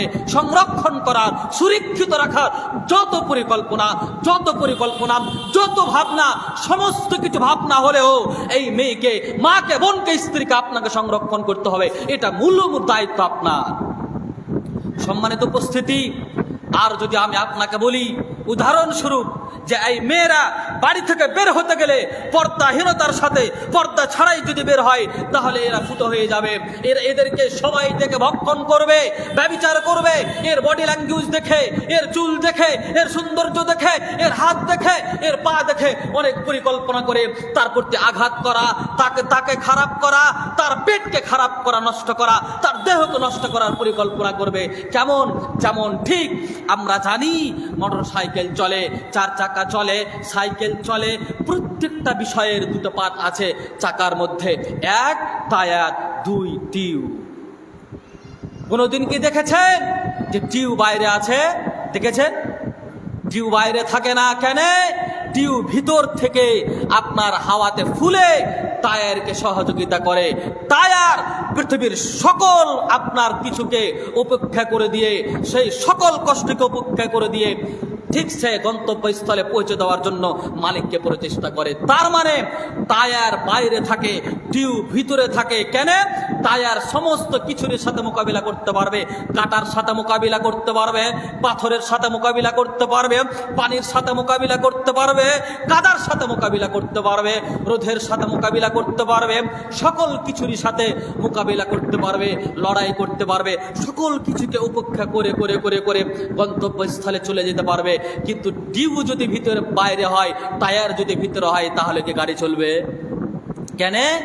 টিউব রোদ সহ্য করতে পারবে না, টিউব কাটা সহ্য করতে পারবে না, টিউব ঢেল পাথর পাটকেল সহ্য করতে পারবে না, ফুটো হয়ে যাবে। অনুরূপ বাড়িতেই মহিলা থাকবে, পুরুষ বাইরে থাকবে। পুরুষ বাইরে থেকে সমগ্র পরিবারের জন্য, সমগ্র ফ্যামিলির জন্য, সমগ্র আর অন্যান্য ভাবনার জন্য প্রচেষ্টা করে, এই আপনার পরিচর্যা করার জন্য আপন প্রচেষ্টা করবে। সেই করবে কাজ, সেই করবে চাকরি, সেই করবে বাজার, সেই করবে ঘাট, সেই করবে অন্যান্য আর কিছু। আর মেয়েরা বাড়িতে থেকে স্বামীকে সহযোগিতা করবে। কিভাবে? বাড়ির পরিচর্যা করার জন্য, ছেলে মেয়েকে লালন পালন করার জন্য, বা পুরুষকে সেবা করার জন্য, ছেলে মেয়েকে সেবা করার জন্য, তাদেরকে রান্না বান্না করে দিয়ে তাদের সহযোগিতা করে দিবে, তাদের জামা কাপড় খেতে দিয়ে সহযোগিতা করবে, ছেলেকে মানুষ লালন পালন করার জন্য সহযোগিতা করবে। এটা মেয়ে করবে। কিন্তু মেয়ে যখন বাড়ি থেকে বেরিয়ে যাবে, ঠিক যেমন টিউব বাইরে হতে গেলে, টায়ার ভিতরে হতে গেলে গাড়ি চলবে না, মোটর সাইকেল চলবে না, অনুরূপভাবে পুরুষ যখন বাড়িতে থাকবে, মেয়ে যখন বাইরে চলে আসবে, মেয়ে যখন চাকরি করবে, মেয়ে যখন কর্ম করবে, মেয়ে যখন বাজার করবে, মেয়ে যখন হাট করবে, মেয়ে যখন অন্যান্য কর্মসংস্থার সাথে জর্জরিত হয়ে যাবে, তখন এই পরিবার ধ্বংস হয়ে যাবে, এই সমাজ ধ্বংস হয়ে যাবে। কেন? ও ফুটো হয়ে গেছে, ও ব্যভিচারের সাথে জর্জরিত হয়ে গেছে। ওকে নিয়ে হাজারো মানুষ, লক্ষ কোটি কোটি ব্যভিচার করেছে। বলবেন জৈনাঙ্গর ব্যভিচার হয়নি, তবে চোখের ব্যভিচার হয়েছে, হাতের ব্যভিচার হয়েছে, টার্চের ব্যভিচার হয়েছে, হৃদয়ের ব্যভিচার হয়েছে। আরে যত পুরুষ দেখেছে সকলেই ব্যভিচার করেছে, ফুটো হয়ে গেছে। ওর পেট থেকে সালাহউদ্দিন আইয়ুবী তৈরি হবে না, ওর পেট থেকে ইমাম সিরিন তৈরি হবে না, ওর পেট থেকে আর অন্যান্য মুহাদ্দিসের মতন বিখ্যাত মাদানী মাক্কি আলেম এবং সমাজসেবী তৈরি হতে পারে না। কেন? ফুটো হয়ে গেছে তার জন্য। সম্মানিত উপস্থিতি, তাই আমাদেরকে ভাবতে হবে, আমাদেরকে পরিকল্পনা করতে হবে। না, এই সন্তান, এই মা, এই বোন, এদেরকে যেনতেনভাবে ছেড়ে দিলে হবে না। একটা হাদিস বলেই ইনশাআল্লাহ আমি আমার বক্তব্য ইতি করব, সময় আজানের হতে চলেছে। সম্মানিত উপস্থিতি, আজকে কিছু মানুষ, কিছু মা, কিছু বোন পর্দা করে শুধুমাত্র অপরিচিত মানুষকে দেখে, কিছু এবং কিছু পরিচিত মানুষকে দেখে। জি, আশ্চর্য লাগে না বাক্যগুলো? জি, এগুলো পর্দা নয়। মূলত পর্দা 24 ঘন্টা সব সময় সর্বমুহূর্তের জন্য। বাড়ি থেকে বের হতে গেলে পর্দা, বাড়িতে কোনো মানুষ এসেছে পর্দা, যেখানে সেখানে যাব পর্দা, পর্দা হয়ে আমাদেরকে থাকতে হবে। সম্মানিত উপস্থিতি, আমাদেরকে পর্দা হয়ে থাকতে হবে, পর্দা করেই থাকতে হবে। একটা ঘটনা যদি আমি আপনাকে বলি, জি বর্তমান প্রেক্ষাপটে কিছু মানুষ এসেছে কাদের সাথে পর্দা করেছি, একটা খালি উদাহরণ দিচ্ছি, খুবই একটা মজা ইম্পর্টেন্ট ঘটনা, তারপরে হাদিসটা বলে ইনশাআল্লাহ সঠিক সময়ে বক্তব্য ইতি করবে ইনশাআল্লাহ। সম্মানিত উপস্থিতি, শেখ আব্দুল হামিদ ফৈজি আল মাদানী হাফিজাহুল্লাহ একটা ছোট্ট বইয়ে আদর্শ রমণী বইয়ে চমৎকার একটা ঘটনা উল্লেখ করেছে, চমৎকার ঘটনা। আজকে বর্তমান প্রেক্ষাপটে মেয়েরা, মায়েরা, বোনেরা পর্দা করে, যে পর্দার নাম দিয়েছেন তিনি নানি পর্দা।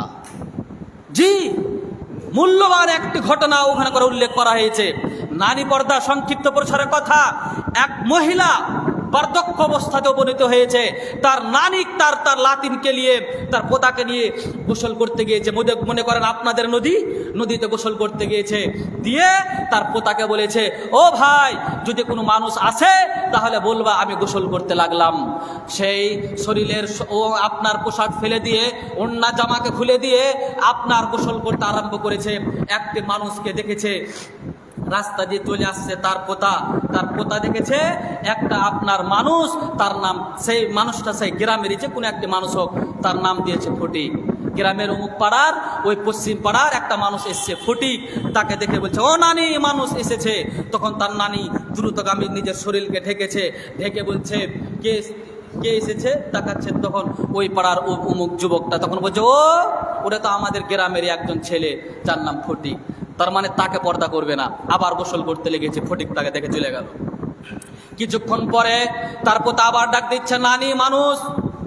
তখন সে উঠে দেখছে যে ঠিকই একজন মানুষ, কিন্তু সে হচ্ছে চুরিওয়ালা, প্রতিদিন চুরি বিক্রি করতে আসে, তার কাছ থেকে চুরি নেয়। জি, আমাদের বর্তমানে এইরকম অবস্থা হয়ে গেছে মা বোনদের, তার কাছে চুরি নাই।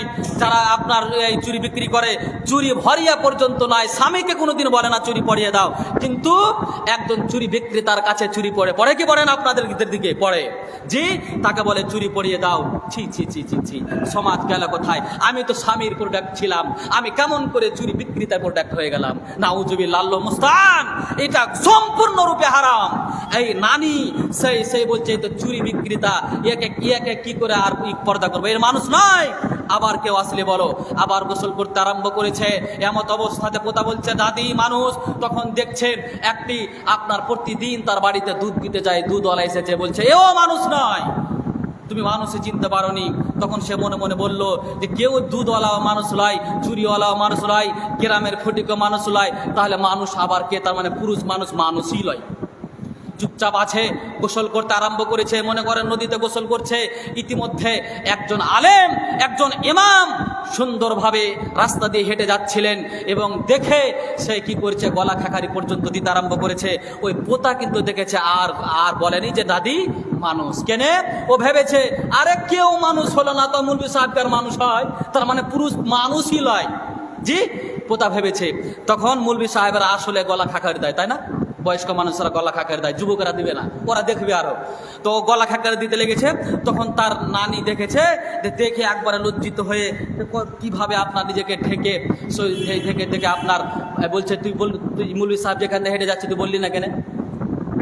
এক থাপ্পড় দিয়েছে ওকে, পাটাপাট একবারে 2-3 থাপ্পড় বুঝতে পারলেন কিনা?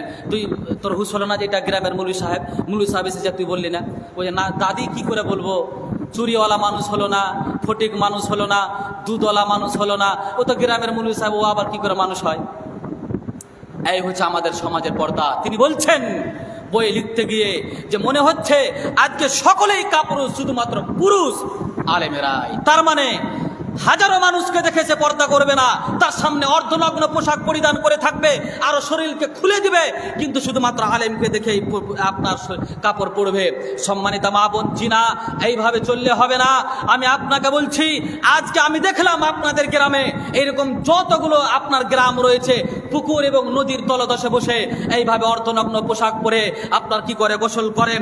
এদের জন্য একটি হাদিস রাসূল সাল্লাল্লাহু আলাইহি সাল্লাম বলছেন, সম্মানিত মা বোন, আপনার মর্যাদা আপনার টেলিভিশন আপনি সুরক্ষিত রাখুন, ভাই আব্বু আপনি সুরক্ষিত রাখুন। কেন?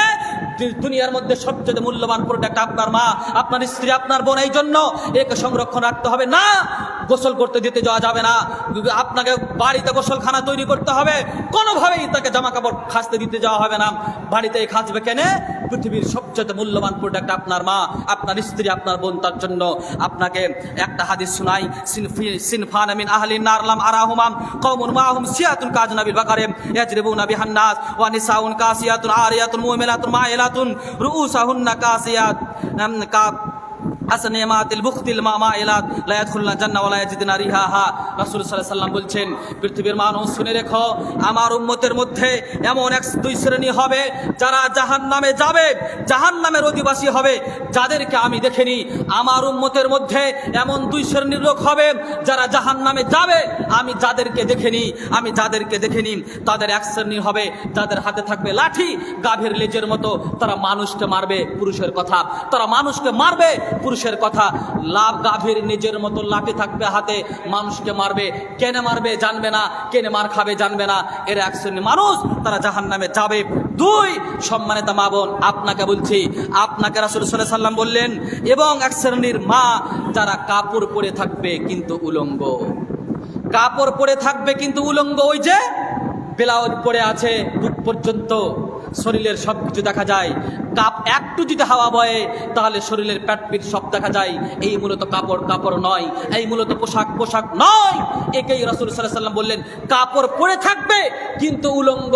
লেভি দেখা যাবে, পেট দেখা যাবে, পিঠ দেখা যাবে, শরীরের অঙ্গ প্রত্যঙ্গ দেখা যাবে, তার আশ্চর্য ধরনের চেহারা দেখা যাবে, বডির যে কোনো ল্যাঙ্গুয়েজ দেখা যাবে। সেগুলো দেখে না আপনার পুরুষরা কি হবে? আকৃষ্ট হয়ে জেনার দিকে ধাবিত হবে, তাদের পাপ হবে। সেই মহিলার কথা রাসূল সাল্লাল্লাহু আলাইহি ওয়াসাল্লাম বলছেন, এই নারী জাহান্নামে যাবে। রাসূল সাল্লাল্লাহু আলাইহি ওয়াসাল্লাম বললেন, তারা নিজেরা অন্যদের প্রতি আকৃষ্ট হবে। নিজেরা অন্যদের প্রতি আকৃষ্ট হবে মানে পুরুষদের প্রতি আকৃষ্ট হবে। অর্ধনগ্ন পোশাক পরে চুল হিলাবে, গাল হিলাবে, শরীর হিলাবে, দোলাবে, এবং তারা পুরুষদের প্রতি আকৃষ্ট হবে। আর রাসূল সাল্লাল্লাহু আলাইহি ওয়াসাল্লাম তারপরে বলছেন, মাইলাতুন, এবং পুরুষদেরকে নিজের দিকে আকৃষ্ট করবে। জি, নিজেরাই পুরুষদের দিকে আকৃষ্ট হবে এবং পুরুষদেরকে আকৃষ্ট করবে। এই ব্যক্তি, এরা জাহান্নামে যাবে। লা ইয়াদখুলুল জান্নাহ, এরা জান্নাতে যাবে না। জান্নাতে তো যাবে না, ওয়ালা ইয়াজিদুনা রিহাহা, জান্নাতের গন্ধ পর্যন্ত পাবে না। জান্নাতে তো যাবে না, এরা জান্নাতের গন্ধ পর্যন্ত পাবে না। সম্মানিত মা বোন, সম্মানিত ভাই আব্বু, আমি আপনাকে বলছি, মা ওই ব্যক্তিকে বললেন, বোনদেরকে বললেন, স্ত্রীদেরকে বললেন, যারা কাপড় তো পরে কিন্তু অর্ধনগ্ন, বুকে ওড়না থাকে না, মাথায় ওড়না থাকে না, পরপুরুষ সকলেই দেখে, ছাদের উপরে আপনার উলঙ্গ হয়ে বসে থাকে। হাজারো মানুষ দেখে, রাস্তাতে চলে, শরীরের পার্টস বোঝা যায়, স্কুলে যায়, সমস্ত কিছু বোঝা যায়, দোকান বাগানে যায়, সমস্ত কিছু দেখা যায়, বোঝা যায়। এই ব্যক্তিকে রাসূল সাল্লাল্লাহু আলাইহি ওয়াসাল্লাম বলছেন, এই ব্যক্তি জাহান্নামে যাবেই, এই জান্নাতে যাবে না। জান্নাতে তো যাবে না, জান্নাতের গন্ধ পর্যন্ত পাবে না। বলেন আপনার অবস্থা কি হবে? সম্মানিত মা বোন, আমি আপনাকে এখন দেখলাম, যখন গোসল করছিলেন শরীরের সব বোঝা যাচ্ছে, সব দেখা যাচ্ছে, সব অনুভব করা যাচ্ছে। বলেন আপনার কি হবে? আপনি তো তাহাজ্জুদ পড়েন, আপনি তো নামাজ পড়েন, আপনি তো মুরব্বী, আপনি তো মুসাল্লি। বলেন দেখি আপনার কি হবে? আরে আপনাকে দেখে আপনার বৌমা লজ্জাশীল হতো, আপনাকে দেখে আপনার পতির পরিবর্তন হতো, কিন্তু তারা আরো লজ্জা করে আপনাকে দেখে। আপনি নিজেই তো অর্ধ হয়ে থাকে, তারা কিভাবে প্রশিক্ষণ নেবে? যাই হোক, আজানের সময় হয়ে গেছে, আমি আর কথা দীর্ঘায়িত করছি না। সম্মানিত উপস্থিতি, আলোচনা করছিলাম পর্দার বিধান। এক, পুরুষদেরকেও পর্দা করতে হবে। পুরুষেরা কাউরি বাড়ি যাবে না, কোনো মহিলার সাথে কথা বলবে না, কোনো মানুষের সাথে সাক্ষাৎ করবে না। তারা নিজেরাই সুরক্ষিত রাখবে নিজের চোখকে, নিজের বডিকে, নিজের যৌনাঙ্গকে, নিজের শরীরকে ঢেকে রাখবে। যেন-তেনভাবে যেখানে সেখানে আপনার লুঙ্গি পরে, চাড্ডি পরে, জাঙ্গিয়া পরে আপনার চলাফেরা করবে না, নিজের শরীরের হেফাজত করবে। ঠিক তেমনিভাবে মা বোনেরা সবচেয়ে অমূল্য সম্পদ পৃথিবীতে। অতএব তাদের পেট, তাদের পিঠ, তাদের শরীর, তাদের সমস্ত কিছু বডিকে আবৃদ্ধি করে রাখতে হবে। কি থেকে? পর্দা দিয়ে ঢেকে রাখতে হবে। অনেক কোরআন হাদিসের কথা ছিল, আমি বলতে পারলাম না, দুঃখিত। তাদেরকে এতটুকুই বলবো, তারা পর্দার বস্তু, তারা পর্দার বস্তু। নিজের শরীরকে ঢেকে রাখতে হবে, বাড়ি থেকে বের হওয়া যাবে না, অর্ধনগ্ন পোশাক পরিধান করা যাবে না, মানুষদেরকে পথভ্রষ্ট করা যাবে না, যুবকদেরকে পথভ্রষ্ট করা যাবে না, কোনো পুরুষকে নিজের দিকে আকৃষ্ট করা যাবে না, পুরুষের প্রতি আকৃষ্ট হওয়া যাবে না। আর আপনার ব্যবসা বাণিজ্য অন্যান্য কোনো বিক্রেতার কাছে গিয়ে তাদের হাতের সাথে হাত, কাঁধের সাথে কাঁধ, পায়ের সাথে পা, চোখের সাথে চোখ এগুলো মিলানো যাবে না। আমাদের বাড়িতেই অবস্থান করতে হবে। আমার সম্মান অব্যাহত থাকবে, আমার মর্যাদা, আমার ভ্যালুয়েশন অব্যাহত থাকবে। আমি দামি প্রোডাক্ট হয়ে আমি নিজেকে পরিলক্ষিত করতে পারবো ইনশাআল্লাহ। আল্লাহর কাছে দোয়া করবো, প্রতিপালক তুমি আমাদেরকে এই কথাগুলো বুঝে তার প্রতি আমল করার তৌফিক ক্ষমতা প্রদান করো, আল্লাহুম্মা আমিন। যাতে করে আমরা এই আমাদের মা বোন মেয়েদের স্ত্রীদেরকে অমূল্য সম্পদ মনে করতে পারি এবং তাদেরকে সংরক্ষণ করার জন্য, তাদেরকে সুরক্ষিত রাখার জন্য, তাদেরকে অমূল্য প্রোডাক্ট মনে করে তাদেরকে যেন বাড়িতে গোসল করা আর অন্যান্য জামা কাপড় খাঁচা আর রান্না বান্না করা আর সমস্ত কিছু দায়িত্ব যেটা আমাদেরকে আল্লাহ দিয়েছেন সেগুলো সবই যেন পূর্ণ করতে পারি। এই ক্ষমতা, এই তৌফিক তুমি আমাদেরকে দাও, আল্লাহুম্মা আমিন। হে আল্লাহ, তুমি আমাদের এই প্রোগ্রামকে কবুল করো। যারা এসেছি তাদের সাগেরা কবিরা গুনাহকে মার্জনা করে দাও। যারা আসতে পারেনি আল্লাহ, তুমি তাদেরকে আসার সুবর্ণ সুযোগ করে দাও। সকলেরই গুনাহ খাতাকে মার্জনা করে দিয়ে এখান থেকে আমি আমার বক্তব্য ইতি করছি। ওয়া আখির দাওয়ানা আলহামদুলিল্লাহি রাব্বিল আলামিন। আসসালামু আলাইকুম ওয়া রাহমাতুল্লাহি ওয়া বারাকাতুহু।